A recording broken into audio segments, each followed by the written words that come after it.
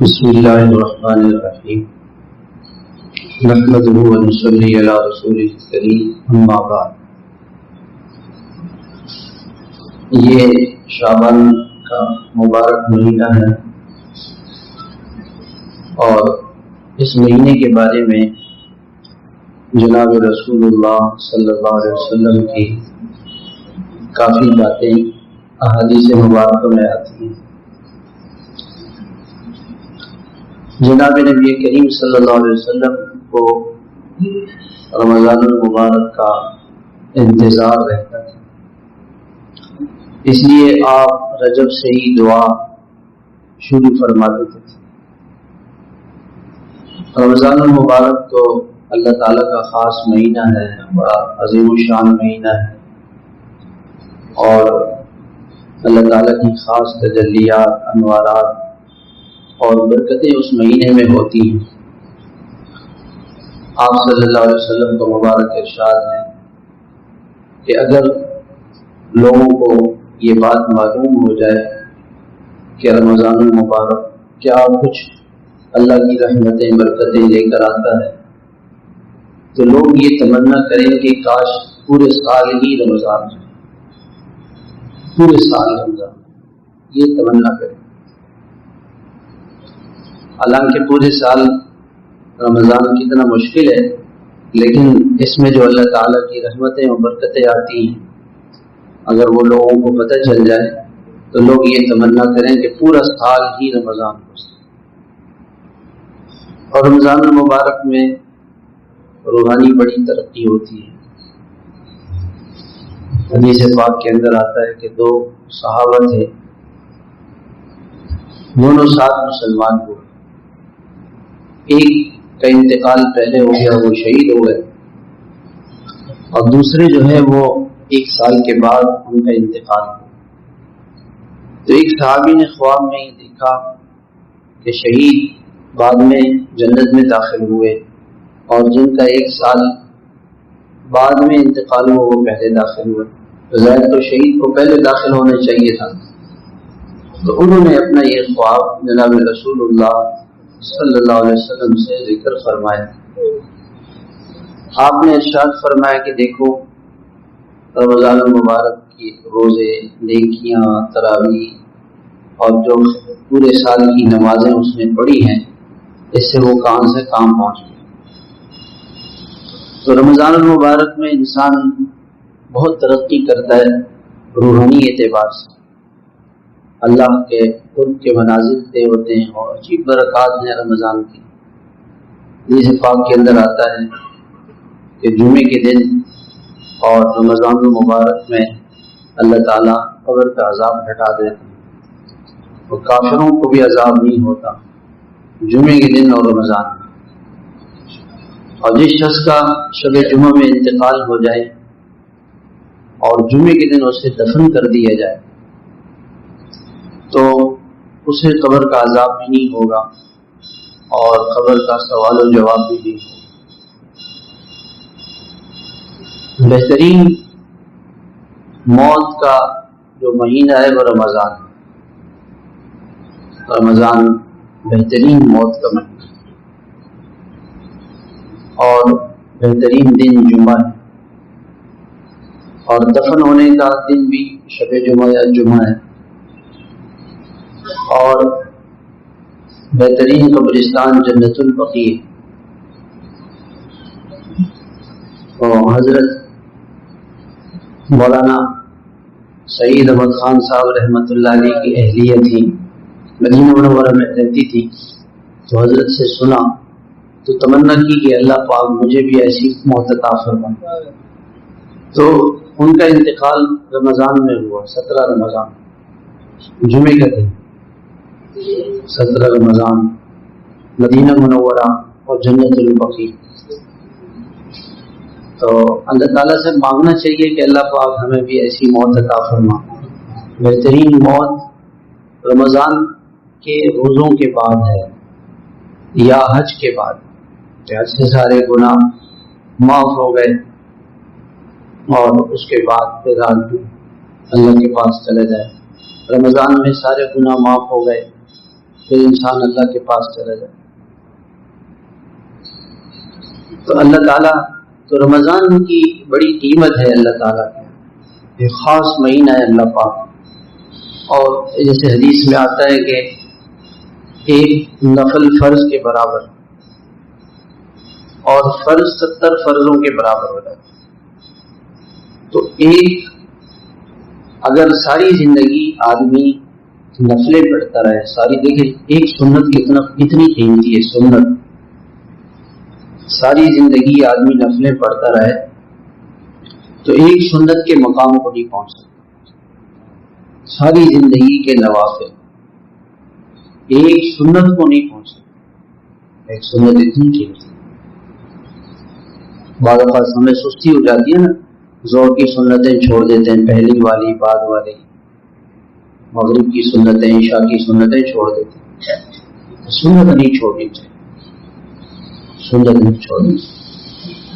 ہمارے حضرت رحمۃ اللہ علیہ کے پاس جب میں جاتا تھا تو ہمیشہ مجھے کوئی نہ کوئی سوال دیتے تھے کہ مولانا یہ پوچھ کر آؤ کہ اس بات میں سنت کیا ہے. اور حضرت کو اتنی سنتیں معلوم ہوتی تھی جو مجھے نہیں معلوم ہوتی تھی. مدرسے میں پڑھتے پڑھاتے ہم سے معلوم ان کو ہوتی تھی. میں ان حضرت سے پوچھتا تھا کہ حضرت اس میں سنت کیا ہے، اس میں سنت کیا ہے، سنت کیا ہے. میں حضرت سے پوچھتا تھا. عاشق تھے، سنتوں کے عاشق تھے. لوگ یہ سمجھتے ہیں کہ اللہ والے وہ ہوتے ہیں جو ہواؤں میں اڑتے ہیں اور جناب یہاں سے چپ کرے تو بس سارے کام ہو جائیں. وہ نہیں اللہ والے. اللہ والے تو وہ ہے حضرت جنید بغدادی رحمۃ اللہ علیہ کی خدمت میں ایک آدمی 10-12 سال رہا. اس زمانے میں لوگ اللہ والوں کی قدر کرتے تھے، ان کی خدمت میں دن رات رہتے تھے کہ ہمیں اللہ مل جائے، اللہ کی محبت مل جائے، اللہ کی معرفت مل جائے. تو 12 سال کے بعد کہنے لگے حضرت میں نے تو اس عرصے میں کچھ دیکھا نہیں. وہی کیا دیکھنا چاہتے تھے آپ؟ کبھی آپ ہوا میں اڑیں اور ایسے جو آپ کی زبان سے نکلے بس وہ ہو جائے. حضرت نے فرمایا کہ یہ بتاؤ کہ ان 12 سالوں میں آپ نے کسی سنت کو چھوٹتے ہوئے دیکھا ہے؟ کوئی کام آپ نے سنت کے خلاف دیکھا ہے؟ یہی بزرگی کی نشان، ایک سنت بھی نہ چھوٹے، ایک سنت بھی نہیں چھوٹے. ہمارے دادا حضرت تھے حضرت سید رضی الدین صاحب رحمۃ اللہ علیہ. ایک مرتبہ حضرت فاروقی مسجد میں حضرت کا بیان ہوتا تھا. حضرت کی طبیعت کچھ خراب تھی، نماز پڑھی بے ہوش ہو گئے. لوگ گود میں اٹھا کے لانے لگے. تو دروازے پہ جب لے کر آئے تو اب وہ چپل پہنا رہے تھے حضرت کو. حضرت ہوش میں نہیں، تو لوگ الٹی چپل پہلے پہنا تو حضرت پاؤں پیچھے کرے، وہ پہنا ہوئے وہ پاؤں پیچھے کرے. لوگ حیران ہو گئے کہ کسی نے دائیں چپل پہلے پہنا، دائیں چپل آگے کی تو حضرت نے پاؤں آگے. بے ہوشی میں بھی سنت نہیں بھولے.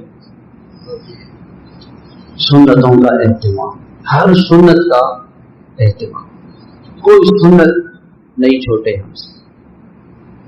ساری زندگی کی نفلیں، ساری زندگی کی نفلیں ایک سنت کے برابر. ساری زندگی کی نفلیں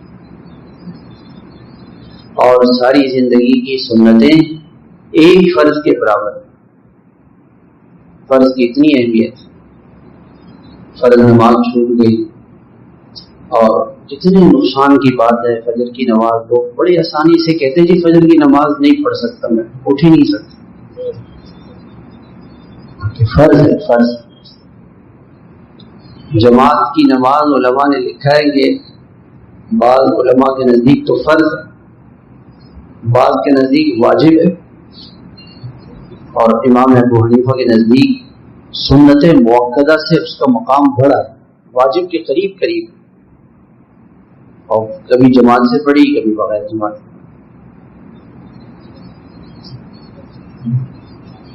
تو اللہ تعالیٰ تو سنت کی اتنی قیمت ہے، سنت بہت قیمتی ہے. یعنی ساری زندگی کی سنتیں ایک فرض کے برابر نہیں ہو سکتی. اس لیے حدیث میں آتا ہے کہ اگر کسی کا ایک روزہ چھوٹ جائے، فرض روزہ رمضان کا، اس نے نہیں رکھا بغیر کسی روزے کے، تو ساری زندگی وہ روزے رکھتا رہے، اس مقام تک نہیں پہنچ سکتا جو اس فرض روزے سے اللہ کے یہاں پہنچ جاتا۔ اس لیے ایک روزہ بھی نہیں چھوڑنا چاہیے۔ بہت سارے لوگ بیمار ہوتے ہیں، کسی کو شوگر کی بیماری ہوتی ہے، بلڈ پریشر کی، خود ہی فیصلہ کر لیتے ہیں جی ہم تو نہیں رکھ سکتے۔ ایسا نہ کریں، ڈاکٹروں سے جا کے پوچھیں، دیندار اللہ والے ڈاکٹروں کو۔ ڈاکٹر تو کہتے ہیں کہ روزے سے بیماریاں ختم ہوں گی، روزے سے بیمار نہیں ہوگا، روزے سے تو بیماریاں ختم ہوں گی۔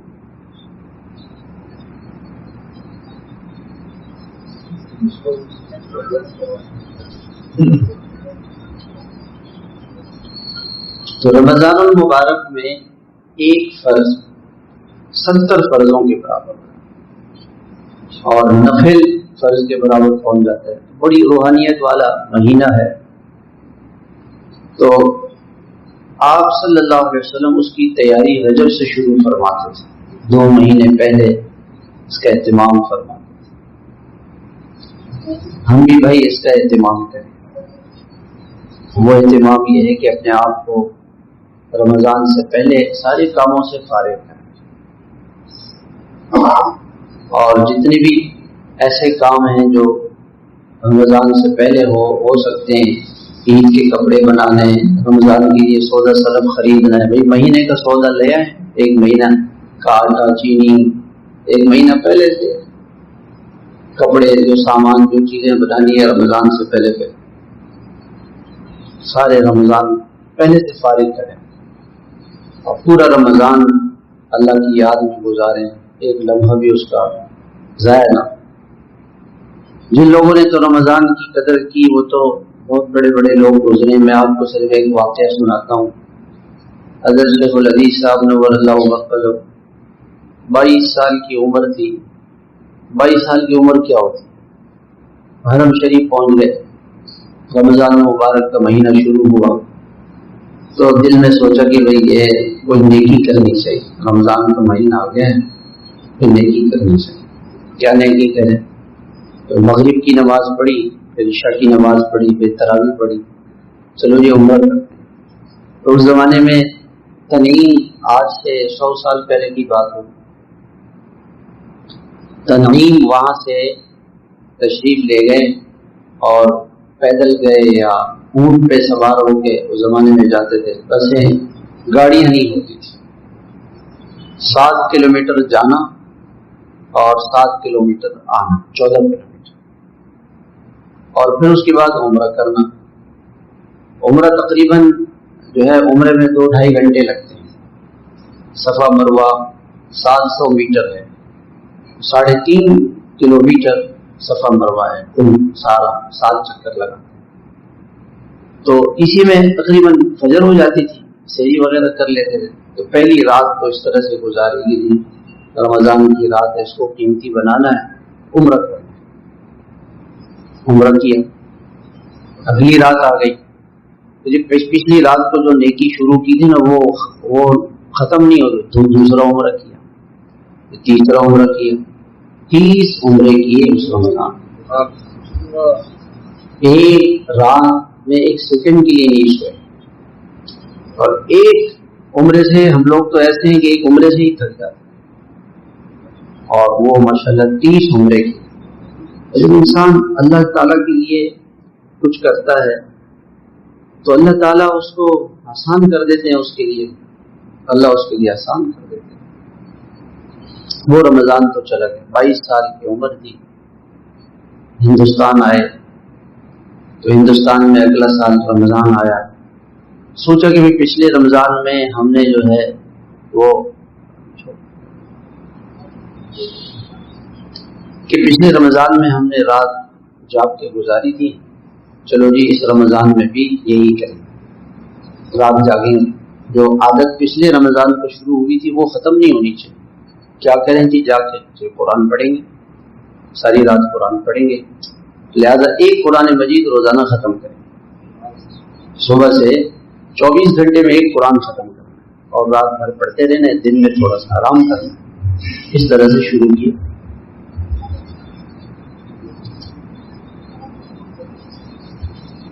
لہذا دوسرا رمضان ہندوستان میں اس طرح سے گزارا کہ 30 قرآن مجید ختم کی اور کسی رات نہیں سوئے۔ پھر تیسرا رمضان آیا تو وہ بھی اس طرح سے 50 رمضان اس طرح سے گزارا۔ تو 72 سال عمر ہو گئی تو فرمانے لگے اب تو بوڑھا ہو گیا۔ 72 سال، آج کل تو لوگ 40-50 سال میں بوڑھے ہو گئے۔ 50 رمضان ایسے گزارے کہ ایک قرآن مجید ہر روز ختم کرنا اور رات بھر نہیں سونا۔ کیسے لوگوں نے اللہ سے محبت کی، اللہ کے لیے کیسے جاگے۔ آج کل لوگ کہتے ہیں نا جی جو ہے رات کو لوگ جاگے ہوٹلوں میں، کلبوں میں، ٹی سائڈوں میں، شادیوں میں، انٹرنیٹ اور پتہ نہیں گناہوں میں، اللہ کی نافرمانی میں، جہنم خریدنے میں ساری رات جاگے، اور وہ جنت کمانے کے لیے انہوں نے رات میں ایسے لوگ۔ تو میرے محترم بھائیوں، رمضان المبارک کی قدردانی کرنی چاہیے، ابھی سے نیت کریں تو بھی ہم انشاءاللہ رمضان المبارک کا ایک لمحہ بھی نہیں ضائع کریں۔ ہمارے حضرت رحمۃ اللہ علیہ رمضان المبارک میں حافظ نہیں تھے، حافظوں کا قرآن سنتے تھے، ساری رات حافظ قرآن سناتے رہتے تھے اور نظر سنتے رہتے تھے، ساری رات قرآن شریف سنتے رہتے تھے۔ تو آپ علیہ الصلوۃ والسلام دعا فرماتے تھے، اللہم بارک لنا فی رجب و شعبان وبلغنا رمضان۔ اے اللہ رجب کے مہینے میں ہمارے لیے برکت عطا فرما، ہماری نیکیوں میں، ہمارے اعمال میں برکت عطا فرما، رجب اور شعبان، اور ہمیں رمضان المبارک تک پہنچا دے۔ اس لیے علماء نے لکھا ہے کہ یہ رجب کا مہینہ اور شعبان کا مہینہ برکت والا مہینہ ہے، کیونکہ اللہ کے نبی نے دعا کی ہے تو یہ برکت والا مہینہ ہے۔ لہذا ان مہینوں میں نیکیاں زیادہ کریں، نیک اعمال زیادہ کریں۔ تو ایک تو آپ یہ مہینہ برکتوں والا ہے، دوسرا آپ اس مہینے میں آپ علیہ الصلوۃ والسلام روزے کثرت سے رکھتے تھے۔ صحابہ فرماتے ہیں کہ پورا پورا مہینہ آپ کا روزوں میں گزر جاتا تھا۔ حمزہ یہ والا پنکھا چھوٹا والا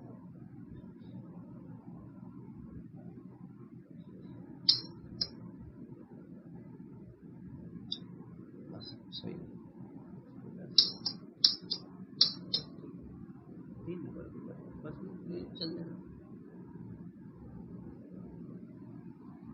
تو آپ علیہ الصلوۃ والسلام اس شعبان کے مہینے میں کثرت سے روزے رکھتے تھے، تقریباً پورا مہینہ آپ کا روزوں سے گزرتا تھا۔ آپ سے صحابہ نے پوچھا، آپ نے فرمایا کہ رمضان کی تعظیم کی وجہ سے، جیسے مسجد میں آدمی آئے تو پہلے 2 رکعت نفل پڑھے، اللہ تعالیٰ کی عبادت کرے کیونکہ اللہ نے اپنے گھر آنے کی توفیق دی، سنتیں پڑھے، نفلیں پڑھے، فرض نماز سے پہلے یہ نماز کی تعظیم ہے۔ اسی طرح سے رمضان کی تعظیم کیا ہے کہ آدمی پہلے سے روزے رکھے، پہلے سے عبادت کرے۔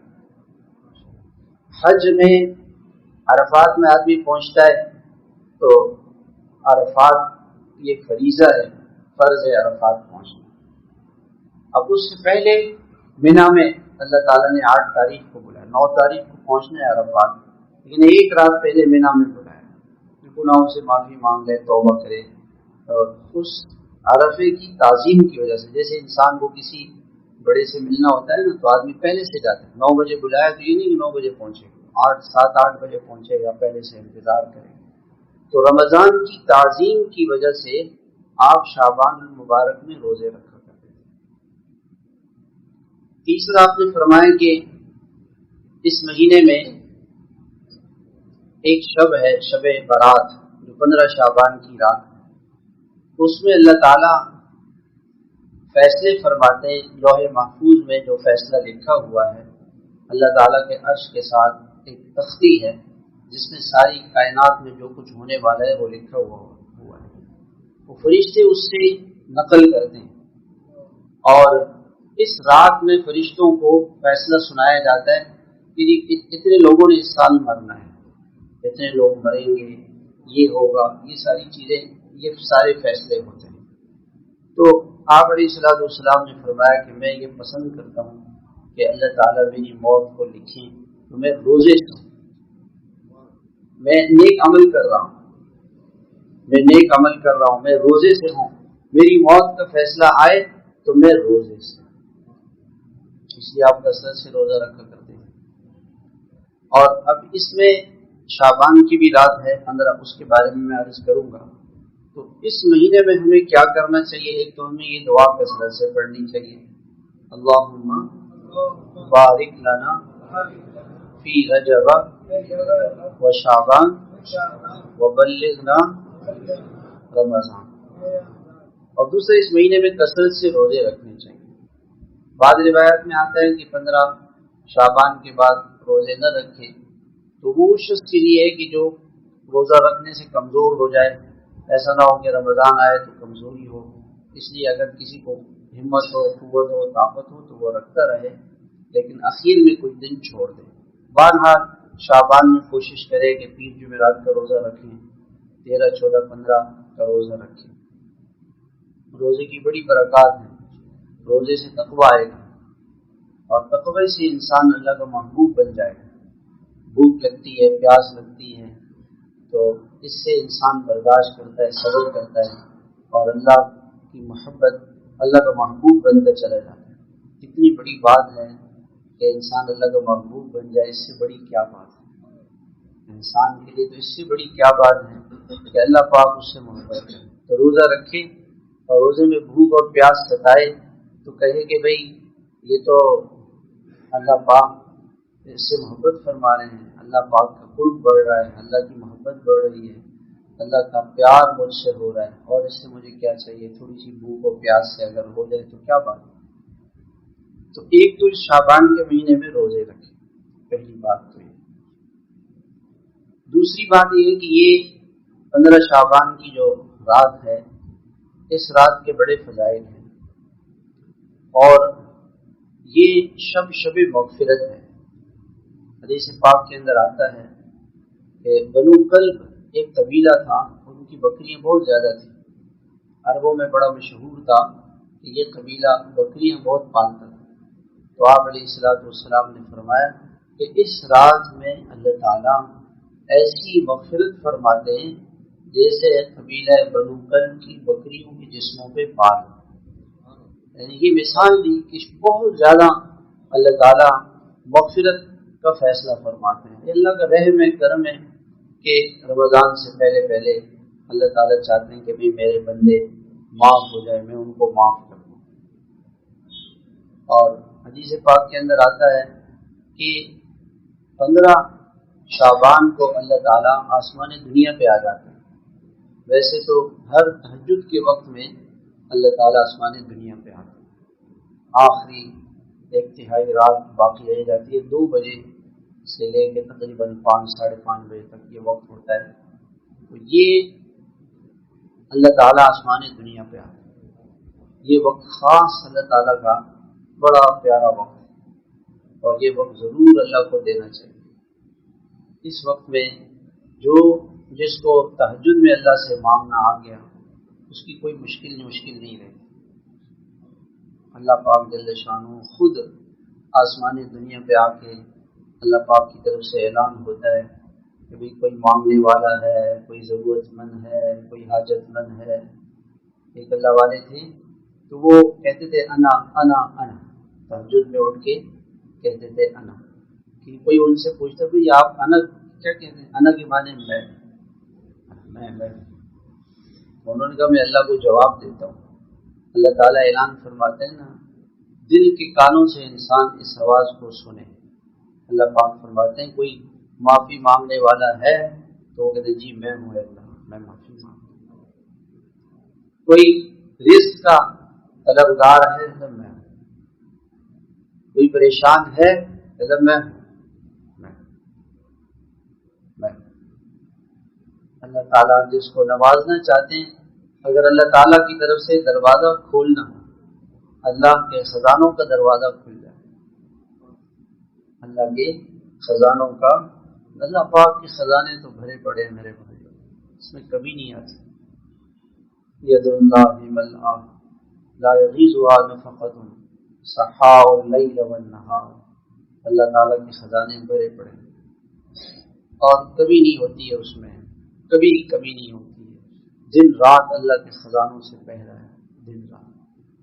تو جس کو اللہ تعالیٰ، جسے ایک اللہ والے کہتے تھے میں دعا مانگتا ہوں تو اس تصور میں مانگتا ہوں کہ اللہ کے خزانوں میں میرے ہاتھ اللہ کے خزانوں میں چلے گئے اور مجھے اللہ کے خزانے نظر آ رہے ہیں کہ اللہ آپ کے خزانوں میں عافیت ہے، یہ عافیت مجھے دے، اللہ آپ کے خزانوں میں صحت ہے، اللہ مجھے صحت دے دیں، اللہ آپ کے خزانوں میں روزی ہے، مجھے روزی دے دیں. اللہ تعالیٰ دیکھ رہے ہیں اور میں بیکاری ہوں، اللہ کے سامنے اللہ کے خزانے میرے سامنے ہیں اور اللہ تعالیٰ خوش ہوتے ہیں، مانگنے سے خوش ہوتے ہیں. جب بندہ اللہ تعالیٰ سے مانگتا ہے نا تو اللہ تعالیٰ خوش ہوتے ہیں. دنیا میں کسی سے مانگو تو وہ ناراض ہوتا ہے، دوبارہ مانگو تو اور ناراض ہوتا ہے، دوبارہ مانگو تو وہ بات ہی نہیں سنتا. اللہ تعالیٰ کو جتنا سناؤ سنتا ہے، خوش ہوتا ہے اللہ.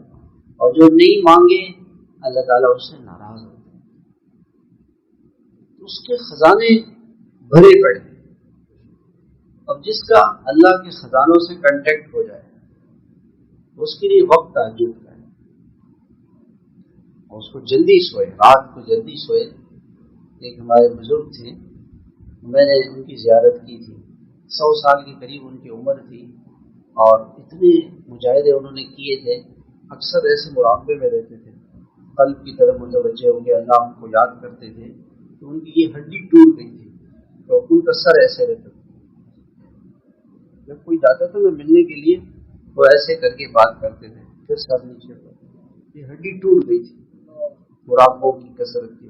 ان کے بیٹے سے میں نے پوچھا، میں نے کہا ان کا خاص عمل، کہنے لگے کہ پوری زندگی انہوں نے رات کا کھانا نہیں کھایا، صبح کا ناشتہ، دوپہر کا کھانا، رات کا کھانا نہیں کھایا. عشاء کے بعد دودھ پیا تو سو گئے اور 2 بجے اٹھ گئے. جس وقت اللہ تعالیٰ آسمانی دنیا پہ آتے تھے اسی وقت اٹھ جاتے. 2-3 گھنٹے اللہ سے باتیں کرنا، اللہ سے مانگنا، اللہ سے لینا، اللہ کے سامنے عاجزی راز و نیاز کرنا. اللہ سے یہ مانگے کہ اللہ مجھے اپنا در نصیب فرما، اللہ مجھے اپنا در نصیب فرما، اللہ مجھے اپنا دربار نصیب فرما. اللہ میں تیرے دربار میں کھڑا ہوں، اللہ کے دربار میں کھڑا ہوں، سارے خزانوں کا مالک اور جو سب کو دیتا ہے. لوگ کہتے ہیں کہ یہ پتہ نہیں ہم تو بڑے گناہگار ہیں، اللہ ہماری نہیں سنتا. یہ غلط ہے. اللہ پاک تو کافر کی بھی سنتا ہے. فَإِذَا رَكِبُوا فِي الْفُلْكِ دَعَوُا اللَّهَ مُخْلِصِينَ لَهُ الدِّينَ فَلَمَّا نَجَّاهُمْ إِلَى الْبَرِّ إِذَا هُمْ يُشْرِكُونَ. مشرک اور کافر بھی جب ان کی کشتیاں بھنور میں پھنستی تھی تو وہ کہتے تھے صرف اللہ بچائے گا. تو اللہ پاک فرماتے تھے میں ان کو بچا دوں. کافر کو بھی اللہ بچاتا ہے، کافر کو بھی اللہ بچاتے ہیں. کافر کو بلکہ شیطان نے اللہ تعالیٰ سے کہا کہ انذرنی الی یوم یبعثون. اللہ تعالیٰ نے فرمایا دفع ہو جا، میرے دربار سے نکل جا، چلا جا یہاں سے. مردود ہو گیا خدا کے دربار سے. اور جاتے جاتے اس نے اللہ کی رحمت اتنی تھی کہ اللہ مجھے قیامت تک کے لیے مہلت دے دے. اللہ تعالیٰ نے فرمایا دے دے، عالمین نے تمہیں منظرین چل، یہ بھی دے دے. اس کو بھی اللہ تعالیٰ نے شیطان کی سنی. تو ہم اور آپ تو شیطان نہیں ہیں. یہ نہیں کہنا چاہیے کہ اللہ ہماری کہاں سنیں گے. بدگمانی کیوں کرے اللہ پہ اچھا گمان، اللہ سے بہت دور امید رہے. جو اللہ پر بھروسہ کرتا ہے وَمَن يَتَوَكَّلْ عَلَى اللَّهِ فَهُوَ حَسْبُهُ، اللہ اس کے لیے کافی ہو جاتا ہے. اللہ